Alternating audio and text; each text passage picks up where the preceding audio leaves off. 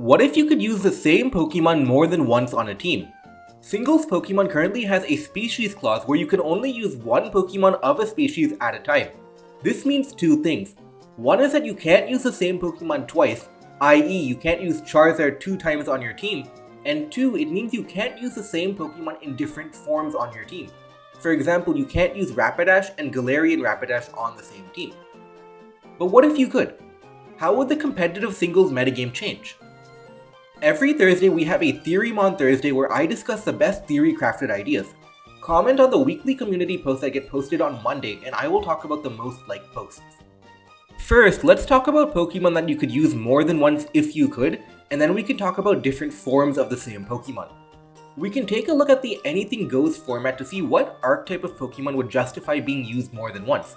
Are they defensive Pokemon? Offensive Pokemon? Maybe Pokemon that can do both? But if you look at the Anything Goes sample teams, it looks like there's not a lot of repeat Pokemon. Besides these samples, you can also see double Yveltal, that way you can use one defensively and one offensively and as a Dynamaxer, and you sometimes see double Zacian because it's that good of a Pokemon. In Generation 7, you could see multiple Arceus forms, but that's because they can use different types. So it could mean that even if you could use the same Pokemon more than once, maybe you shouldn't. Overall, the conditions for being a Pokemon worth using twice is that 1. They must be an excellent Pokemon on their own, and 2. They must either be versatile, incredibly strong, or more than likely they have to be both. Versatility means you can use one offensively and one defensively, or it can mean that you can use one to weaken walls for the other. Raw power means you can just spam attacks to wall break without the tactics of a versatile move pool because all you need is strength. In standard play, the most obvious idea would be Landorus-T. Landorus-T can use literally any moveset. From Swords Dance to Choice Scarf to defensive, Landorus does it all. The only problem is that you can only pick one. If you could pick more than one, you probably would. You could use one Landorus as a Swords Dance sweeper and one as a defensive Pokemon.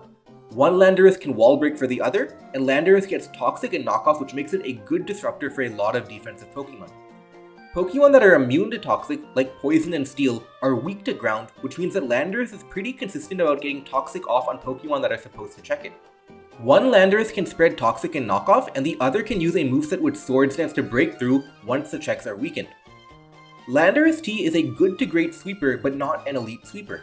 That's why it's often difficult to use, because it means you're giving up on having an elite pivot instead. Without that opportunity cost, the opportunities are infinite. Resist Berries also come in handy. You can use a Yachi Berry on one Landorus to lure another Pokemon. The main concern of stacking Pokemon is that you have to make sure that you're not too weak to the Ice type. But this is probably not going to be an issue because there are already common structures like Landorus plus Garchomp and Landorus plus Nidoking that are proof that the double ground concept itself works, so it's very unlikely that you're going to have major issues with the Ice type. Mew is also a good Pokemon because it has one of the best move pools in the game. It can use quite literally any moveset it wants, from physical to special to support, and even within those three categories, there are many moves to differentiate itself with. For example, Mew can use Nasty Plot with a Concede Berry and Vacuum Wave to lure both Dragapult and Weavile. Similar to double Landorus, you could also try double Garchomp and that would work in the same way. Garchomp doesn't have U-turn or knockoff, but it still has Swords Dance, Stealth Rock, and Toxic.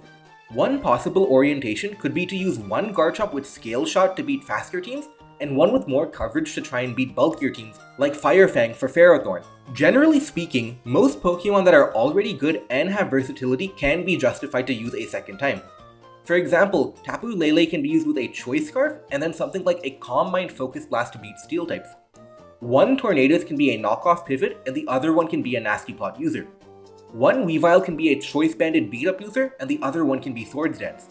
One Kartana can be Swords Dance, and one Kartana can be Choice Scarf. As long as you manage the defensive weaknesses, which offensive teams tend to be able to do, these tactics should work fine. Now let's talk about the issue of using different forms on a team. Would they have any viability? Basically, do you have forms that synergize well with themselves? And the answer is yes. Yes you do.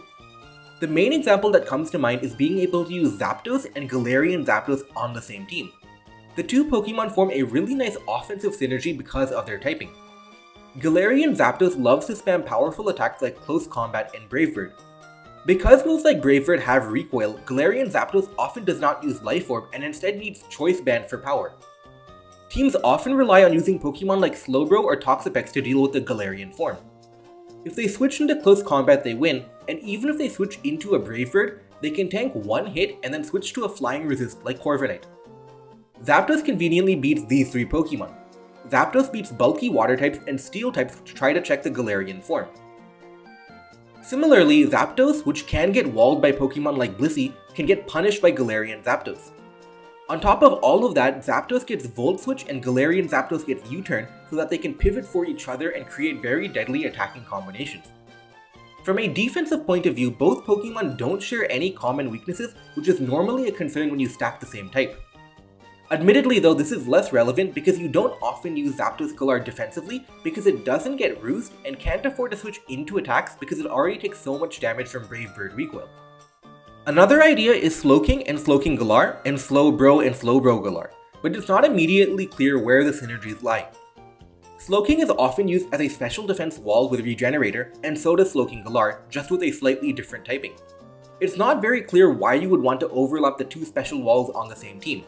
It's especially concerning to do that when Weavile is one of the top Pokemon in the tier. There could be some potential ideas with Colbur Berry though. You could use one Pokemon with a Colbur Berry to lure Dark types, and then the other can be a Calm Mind or Nasty Plot sweeper. Slowking-Galar in particular is an interesting sweeper because it's immune to Toxic and its typing naturally beats Unaware, Clefable, and Toxapex. You can definitely try ideas to remove Slowking counters with Colbur or trick a crippling item. Still though, it mainly sounds like a gimmick because you're devoting a lot of resources for a sweeping idea for a Pokemon that is merely interesting and not dominating.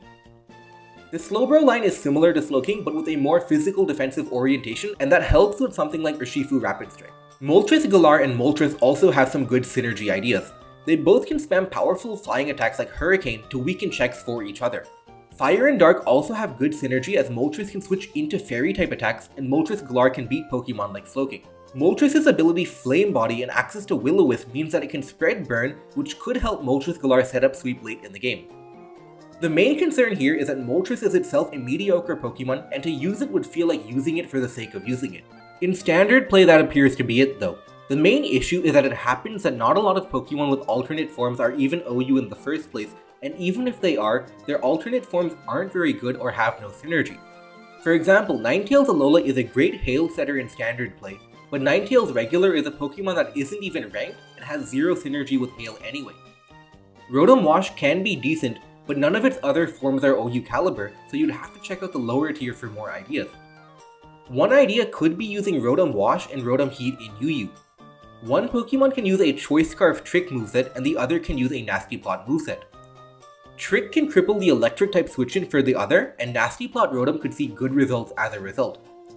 Fire and Water also have natural synergy and they both have Volt Switch to pivot for each other. Both have a wide variety of support options, so you could even use one offensively and one defensively if you wanted to. Going down the lower tiers, you see the Ninetales situation many times. In RU, Marowak Alola is fine, but even though regular Marowak has a decent enough type synergy, it's not a good enough Pokemon overall to justify using. The next main place you might find something interesting is Silvally in tiers like NU or PU.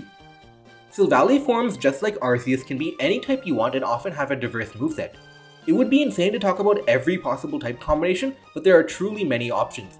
You could use two Swords Dance Pokemon, you could use one offensive and one defensive, and you could use types that synergize with each other like Dragon, Fairy, and Steel. The list goes on and on.